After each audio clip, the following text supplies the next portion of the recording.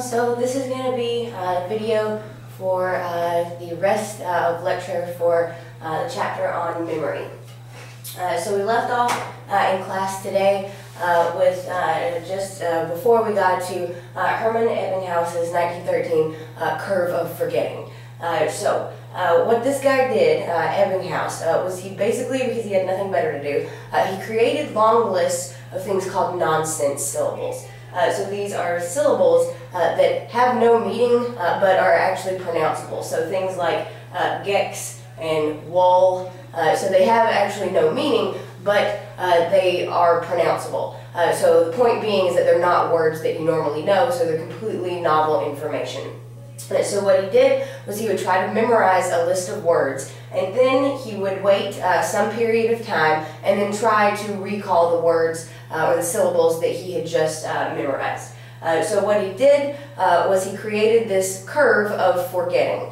So the typical amount of information that is forgotten as time increases since you learned that information. So what you see is that there is a distinct pattern. So I know that you're not really able to see this on the screen very well, so I do apologize for that. But if you're following along with your slides from class, you should be okay. The graph shows us that forgetting happens most quickly right after a list has been memorized, or right after the event happened. So if you see immediate recall is right there at 100%. That is up there. It is 100% recall directly after. So then at 19 minutes you drop to a little less than 60%. 63 minutes, a little bit over an hour, you drop down to below 50%, so about at 45, and then you have modest drops down to 2 days. What he found was that the most information is lost directly after you have learned new information. So from 100% down to about 30% in the span of 2 days. So after that, it kind of stays about the same, at least for the next month. So what we know is that most of the time, what information is going to be lost most quickly is going to be lost within the first few minutes to an hour to 2 days after you've learned new material. Ebbinghaus also found that it's important not to try to cram information into our memory. What he used was something called distributed practice. So basically spacing the study of material out over several intervals. So there needs to be breaks between study periods, something that you yourselves could use when you're trying to study for tests. Research has shown that using distributed practice is much better than trying to learn a bunch of information at one time. It is better to use distributed practice than massed practice or cramming, trying to get everything in there all at one time. For example, you're better off to study in 30-minute intervals, so study for 30 minutes and then take a short break, take a little bit of a rest for your brain, and then start again for another 30 minutes. So research has shown that is actually going to be more beneficial than studying for 3 hours straight without taking any breaks. One of the simplest reasons that people do forget things is that some things never get encoded in the first place. So sometimes you think you may have remembered something, or you think you may have learned something, but that information actually was never encoded in the first place. So this is different than a memory retrieval problem, because for memory retrieval, the memory has to have been encoded. For encoding failure, this means that the memory never gets solidified in there in the first place. Encoding failure is the failure to process information into your memory system. For example, if your friend is walking behind you and they say something to you and then leave and you did not pay attention to what they said, that information probably is never going to get past your sensory memory. So you're probably not going to even become consciously aware of what that person said because you didn't attend to it. Therefore, you're not going to be able to answer the question because echoic sensory memory only lasts a couple of seconds. So after that person is gone, you're not really able to bring that out of memory. So it was never encoded in the first place. Researchers have developed a test to basically demonstrate how encoding can fail, especially for images. When we look at these views of pennies, which one is the correct view of the penny? There's a lot of different options here, and the point of this is to show you that, well, you see a penny a lot. You see a penny almost every day, but how many times do you sit there and stare at a penny and try to remember what the layout actually is of the penny? Well, the correct answer is option A. That is the correct view of a penny. It might have been a little difficult for you if you hadn't had the slides right there in front of you. But point being is that we may have not ever encoded what exactly is on the face of a penny before in our lives. One of the older theories about encoding failure is going to, not encoding failure, but an older theory is going to talk about what happens when memories actually do get into our memory system and what happens to them over time. One of the older theories of forgetting involves something called memory traces. So a memory trace is the actual physical change in the brain that occurs when a memory is formed. Over time, if the traces are not used, that specific physical change in the brain, if it's not used, some say that it's going to decay. So what that means is that there's going to be a loss of memory due to the passage of time. There's going to be you need to not be using that memory trace in order for decay to happen. So it might be in there, it might be a physical change in the brain that's in there, but the longer the time that elapses between when you encoded that and the next time that you use it, if you ever do again, is going to determine some sort of decay. Forgetting in sensory memory or short-term memory is pretty easy to explain using decay. So information that's not brought to attention from the sensory register is not going to be made consciously aware. It's going to fade away as more and more stimulus is going to replace it in your sensory memory. For short-term memory, as soon as information stops being rehearsed, it's going to fade away. But for long-term memory, decay is usually called disuse. So it's a little bit different for long-term memory. Assuming that memories that are not used, so this is what disuse is, assuming that memories that are not ever used are going to decay and disappear. So that's what this is called, and this is one of the earlier theories on forgetting. Although the fading information in long-term memory through disuse does sound kind of logical, there are a lot of times when people recall memories that they had assumed had long been forgotten or had long been gone. So we know that disuse can't completely be the whole story, because if a memory kind of faded away, then we wouldn't be able to recall it later if we were prompted to do so. So there must be other factors involved than just decay or disuse in long-term memory forgetting. Okay, so one possible explanation for what happens in long-term memory forgetting is that most memories, remember, in long term are stored more or less permanently. That physical change in the brain takes place, therefore that memory is there. So although that memory is there, it might not always be able to be accessed. So it might be available to you, but you just can't get to it. So there might be a problem in accessing that memory. Analogy for this is that there might be something stored on the top shelf in your kitchen or in your garage, and you know that it's there, you're pretty sure that it's there, but there's so much stuff packed in on top of it that you just can't get to it. Or maybe you know that it's in there, or you know that it's on the top shelf, but you can't remember where on that top shelf it is. Or maybe you know it's on a shelf, but you can't remember what shelf it actually is on. That's kind of like it is in long-term memory. When we can't bring something up out of long-term memory, it's still there and it's available, but that doesn't mean that we can access it all the time. Maybe some more stuff has been packed in on top of it. If we haven't used that information in a while, maybe we've kind of lost our way, we've lost our connection path to that information. So that's kind of more like what's going on for long-term memory and forgetting.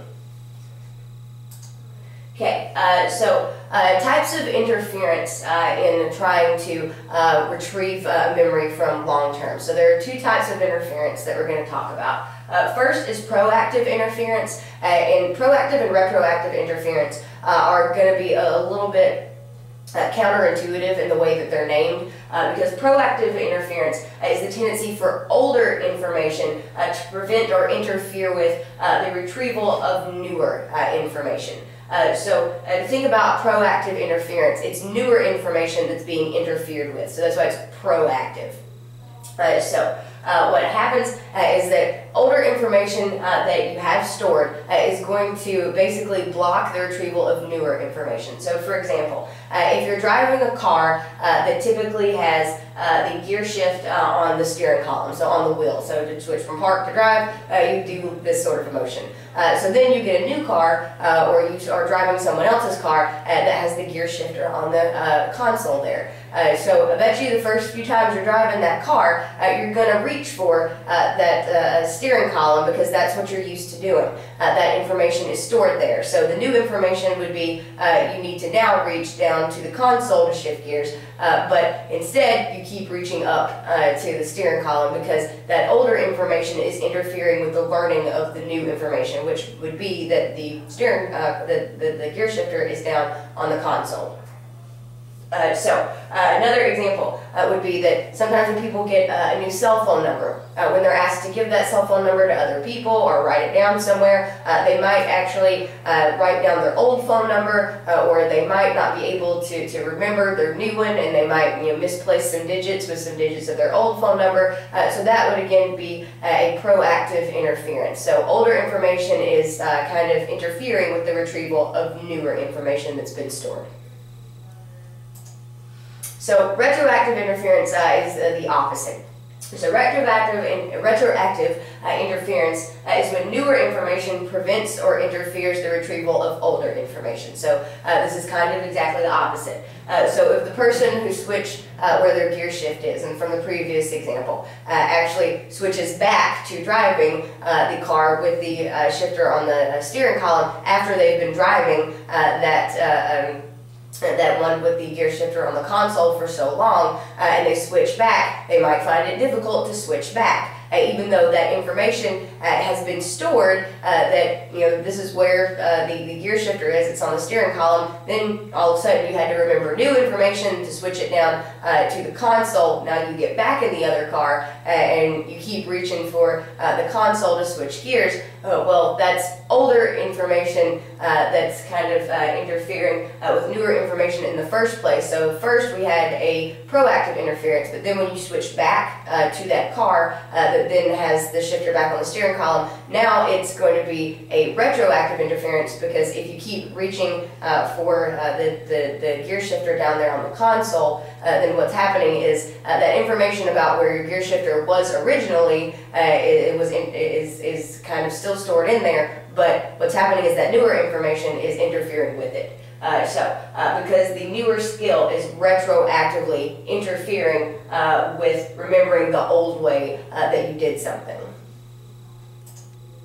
Okay, here I have a little table to sort of remind you about the reasons for forgetting. So first, encoding failure. That's when information that is not actually attended to and is never actually brought into conscious awareness and is therefore not encoded in the first place. Then you have decay or disuse. So this is describing when something is not used for a period of time, it might decay or go away. And this is most likely the case for sensory memory and short-term memory. Then for long-term memory, you have different types of interference. You have proactive interference, which is where older information that's already stored is interfering with the retrieval of newer information. Then you have retroactive interference, which is where newer information is interfering with the retrieval of older information. Okay, so let's switch a little bit, talk about the neuroscience of memory. There is evidence that specific areas of the brain, we talked about this a little bit earlier today or earlier in the memory chapter, there is evidence that specific areas of the brain may be places where memories are physically formed. So these areas are different for the different types of memory. Procedural memories, so those procedural things, those things that literally don't ever go away, they're difficult to bring into conscious awareness, those are most likely stored in the cerebellum, which is in our hindbrain.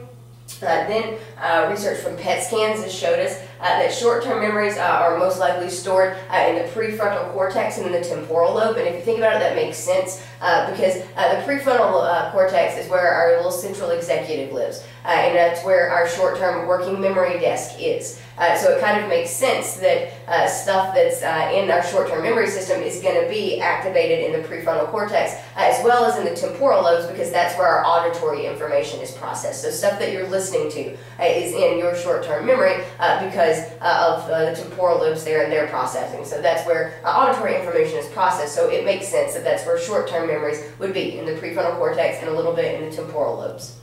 So then memories for emotional experiences like fear, they are most likely stored in the amygdala, especially fear. We do know that one. And then semantic and episodic long-term memory, so those memories for factual information and for personally experienced events, they're most likely stored in the frontal and temporal lobes as well, but actually not in the same place as the short-term memory. So they are in the same lobes, but it's not in the same place in those lobes. Several studies have actually found that when we encode a memory and there's a physical change in our brain, that it's actually not just one physical change, but a whole lot of physical changes going on. There are changes in the number of receptor sites in our brain that are dedicated to that sort of information. There are changes in the sensitivity of our synapses that are related to that kind of information. So they're going to strengthen, those sensitivities are going to strengthen the more often that they're used, and those axons are going to become better myelinated to insulate those neural messages so that they can move faster. So changes in the dendrites also occur to make them a little bit more sensitive, and also there are specific changes in the protein concentrations within our neurons. So we have identified a specific protein in mammals that is the 4E-B2P, or BP2, knowing the specific name of the protein isn't that important, but the point is that it's the memory protein. So what it does is it controls the nervous system's production of other proteins, specifically memory proteins. So protein molecules are necessary for all forms of cellular activity. All types of cellular activity we need proteins for. This includes the strengthening and forming of new types of connections and communications between neurons. So when that happens, this protein has to be activated. So in the mammalian brain, the 4E-BP2 protein in a certain way is kind of affecting our normal functioning. So the alteration and changes that take place when a memory is forming resulting from the changes in the concentration of protein are actually called consolidation. The take-home point that I want you to get is that there are a lot of changes that have to go on in order for a memory to be stored more or less permanently. The synapses, the myelination, the actions of these proteins, and all of that is called consolidation. So the physical changes in your brain, all of them from the myelination to the new synapses to the increased sensitivity, the protein and their stimulation of our neurons, all of that process, all of those things are called consolidation. That entire process of all of those changes from beginning to end is called consolidation. Consolidation can be different for different types of information and how long it takes for a memory to actually consolidate. For example, some memories might actually only take a few minutes for the entire consolidation process to happen. Some memories might actually take a couple of days up to weeks, and then sometimes a couple of years for the entire consolidation process to occur.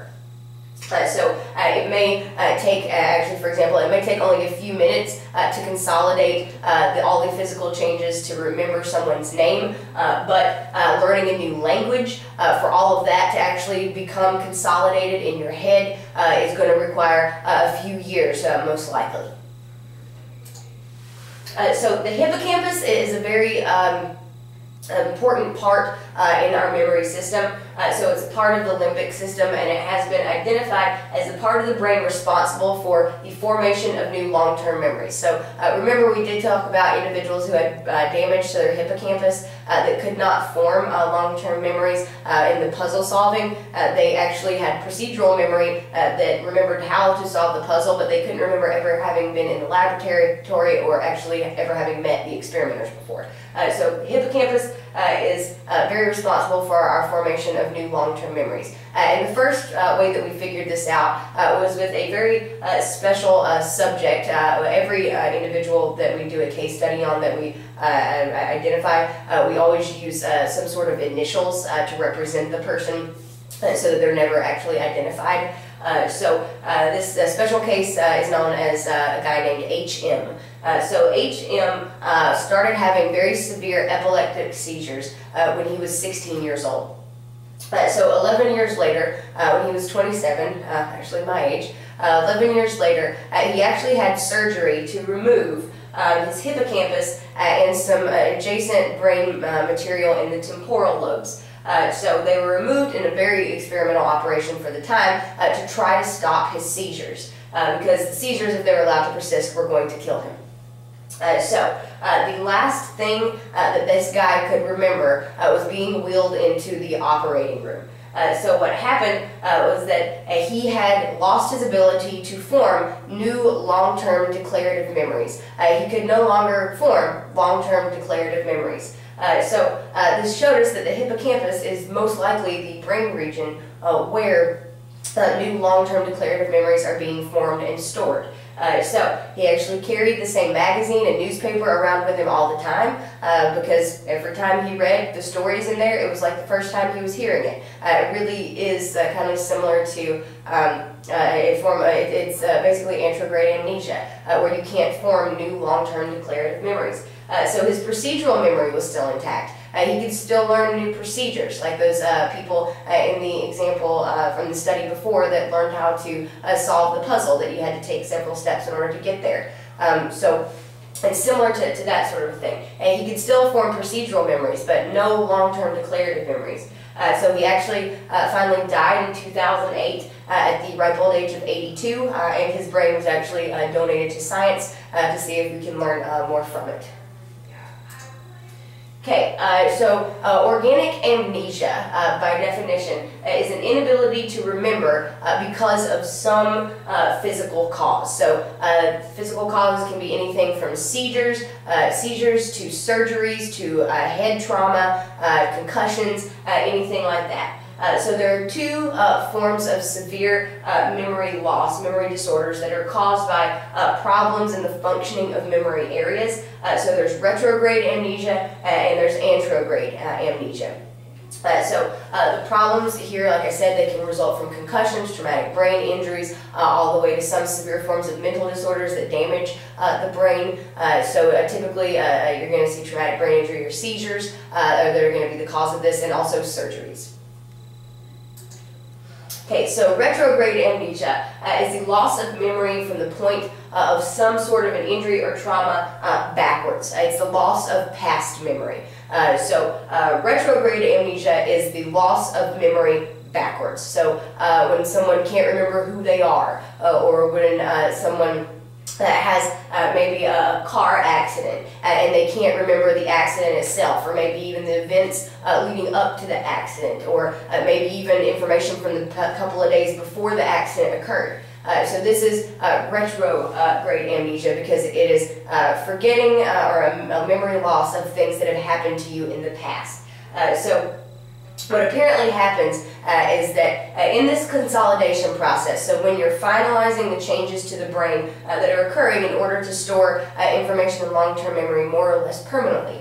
So what we think is happening with retrograde amnesia is that the consolidation process gets disrupted. It gets stopped because of the injury or trauma. Everything that was still in the process of being consolidated, you lose it. So depending on what types of consolidation were going on at that point, you're going to lose everything that hadn't been finalized up to the point of the injury. So it's kind of like, for example, to think about this. So if you're typing a document on your computer, and every 10 minutes or so, or every 30 minutes or so, your computer automatically saves the document. Then all of a sudden, power goes out, your computer shuts down. So you try to bring that document back up. So you're going to have all of the information stored that had been stored on those 10-minute intervals or those 30-minute intervals, because that's about how long the consolidation process is for that kind of thing. So whatever you tend to set your automatic saving button to. So if the power goes out, you're going to lose everything that hadn't been saved up from the point of the last time that it was saved. It's kind of like disrupting the consolidation process in our brain. So everything that hadn't been consolidated up to the point of the brain injury is going to be forgotten. It's similar, this whole power shutting off thing with your computer, it's similar to the information that you lose when you have a brain injury and can't remember the past several events that have occurred. Okay, one of the therapies for severe depression is, or at least used to be, this is not very widely used anymore because it is such a severe treatment in what it entails. One of the treatments used to be electroconvulsive therapy, which basically electrocuted the brain and induces mild seizures in the brain. There was one study where severely depressed individuals who were being treated with electroconvulsive therapy. They were tested for their memory of specific popular TV shows that were very common around that time. So they were tested for their memory before as well as after treatment with electroconvulsive therapy. So before treatment, it was the most recent television shows that they remembered most often. The TV shows that had either just ended or that were currently ongoing. They remembered those TV shows and their plots a lot more than TV shows that had happened in the past, years ago. But after their treatment, what was found was that they remembered more so the older TV shows that had been playing that they had paid attention to, and they did not so much remember the newer television shows that had come on TV in the past little bit. This not only indicates for us that memories are lost when consolidation is interrupted, but also that consolidation for certain things like maybe even TV shows might not only just take a couple of days, but maybe even years to consolidate, because the TV shows that they were recalling after the procedure had been done were very old ones that had happened a long, long time ago, very old television shows. So possibly the consolidation of new memory for the plots of newer television shows had not been fully consolidated yet, so they lost their memory for those TV shows. Okay, so next is anterograde amnesia. We've already actually talked about this a little bit throughout the chapter, but this is the loss of memories from the point of injury or illness forward. So this is where you can no longer form new long-term declarative memories. This can temporarily be caused by concussions, or maybe even permanently by very severe trauma or illness. Individuals that have this type of amnesia are similar to the guy H.M. that we talked about who had his hippocampus removed, and also similar to the Alzheimer's patients that we talked about in the very beginning who were taught to solve that puzzle. This type of amnesia is actually seen most often in the elderly, it's also called senile amnesia. This is a mental disorder where severe forgetfulness actually occurs, mental confusion occurs, and it's very typical of individuals who have Alzheimer's, and another characteristic is severe mood swings are typical, because mood swings, your hippocampus is actually in your limbic system, which also contains our emotions.